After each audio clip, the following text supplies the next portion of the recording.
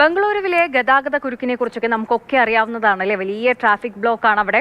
വാഹനങ്ങൾ തിങ്ങി നെരുങ്ങി പോകുമ്പോൾ ചെറിയ ദൂരം താണ്ടാൻ പോലും മണിക്കൂറുകൾ എടുക്കും. കഴിഞ്ഞ ദിവസം നഗരത്തിലെ പ്രധാന റോഡായ പാലസ് റോഡിൽ വലിയ ഗതാഗത തടസ്സമുണ്ടായി. അതിന് കാരണക്കാരനായ ആ വിരുദ്ധനെയാണ് നമ്മളിപ്പോൾ സ്ക്രീനിൽ കാണുന്നത്.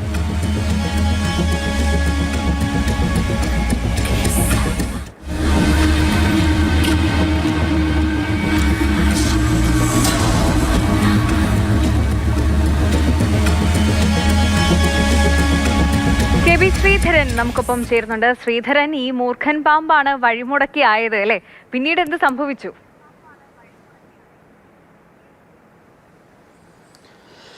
സന്ധ്യ, ഈ ബംഗളൂരുവിലെ ട്രാഫിക് ബ്ലോക്കിനെ കുറിച്ച് ഈ തത്സമയം റിപ്പോർട്ടിൽ തന്നെ നമ്മൾ ഒരുപാട് വാർത്തകൾ ചെയ്തിട്ടുണ്ട്. പ്രത്യേകിച്ച് ലോകത്തെ ഏറ്റവും ഗതാഗത കുരുക്കുള്ള ഏറ്റവും വേഗത കുറഞ്ഞ നഗരം ബംഗളൂരു ആണെന്ന് തുടങ്ങിയ റിപ്പോർട്ടുകളൊക്കെ ഒരുപാട് വന്നിട്ടുണ്ട്.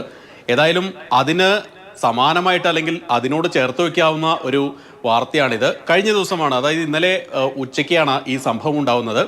ഏറെ തിരക്കുള്ള പാലസ് റോഡിൽ പെട്ടെന്ന് ഏതാണ്ട് ഒരു മണിക്കൂറോളം ഗതാഗതം തടസ്സപ്പെട്ടു. എന്താണ് കാരണമെന്ന് ഏറെ നേരം ഇങ്ങനെ കുരുക്കിൽ കിടന്ന ആളുകൾ അന്വേഷിച്ചു. അപ്പോഴാണ് നമ്മൾ ഈ ദൃശ്യങ്ങൾ കാണുന്ന പോലെ ഒരു പാമ്പ് റോഡിൽ നിന്ന് മാറാതെ ഇങ്ങനെ നിൽക്കുകയാണ്, പത്തിയൊക്കെ വിടർത്തി നിൽക്കുകയാണ്.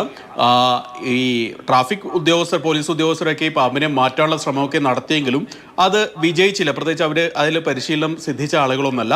ഏതാണ്ട് 55 മിനിറ്റോളം ഈ പാമ്പ് അവിടെ ഇങ്ങനെ നിന്നു, ആ റോഡിൽ തന്നെ, ആ പ്രദേശത്ത് തന്നെ നിന്നു.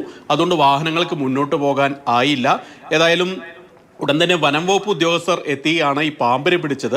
ഈ വനം വകുപ്പ് ഓഫീസ് അധികം ദൂരെയൊന്നല്ല ബംഗളൂരുവിൽ നിന്ന്, അതായത് ഈ സംഭവം നടക്കുന്ന പാലസ് റോഡിൽ നിന്ന്.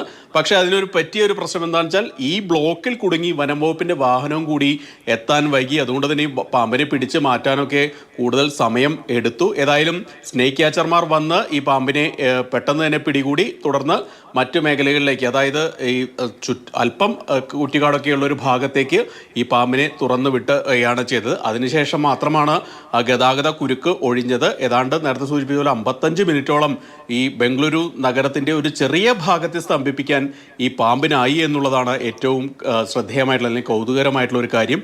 ഇതിന് തൊട്ട് മുൻപാണ് ക്രിസ് ഗോപാലകൃഷ്ണൻ, ITVS ആയുള്ള ക്രിസ് ഗോപാലകൃഷ്ണൻ ഒരു കമന്റ് നേരത്തെ നടത്തിയിരുന്നു. ബംഗളൂരു നഗരത്തിലെ ഗതാഗത കുരുക്ക് കൊണ്ട് പൊറുതിമുട്ടിയ ഒരവസ്ഥയാണ് എന്ന് അദ്ദേഹം പറഞ്ഞു. അതായത് ചെറിയ ദൂരം പോലും പോകാൻ മണിക്കൂറുകൾ എടുക്കുന്ന ഒരവസ്ഥ ലോകത്ത് എവിടെയും ഉണ്ടാവില്ല എന്നൊക്കെ അദ്ദേഹത്തിൻ്റെ ഒരു പ്രതികരണം വന്നതിന് തൊട്ട് പിറ്റേ ദിവസമാണ് ഈ ഗതാഗത കുരുക്ക് കൂടുതൽ രൂക്ഷമാക്കിക്കൊണ്ട് ഈ ഒരു പാമ്പിൻ്റെ ഒരു കളി ഉണ്ടായത്. ശരി ശരി ശ്രീധരൻ, എന്തായാലും ട്രാഫിക് കൊണ്ട് പൊറുതിമുട്ടുന്ന ജനത്തിനെ കൂടുതൽ ബുദ്ധിമുട്ടിലാക്കാൻ ഒരു മൂർഖൻ പാമ്പ് എത്തിയ ഒരു വിശേഷം, അതാണ് ശ്രീധരൻ നമ്മളുമായി പങ്കുവച്ചത്. ശരി.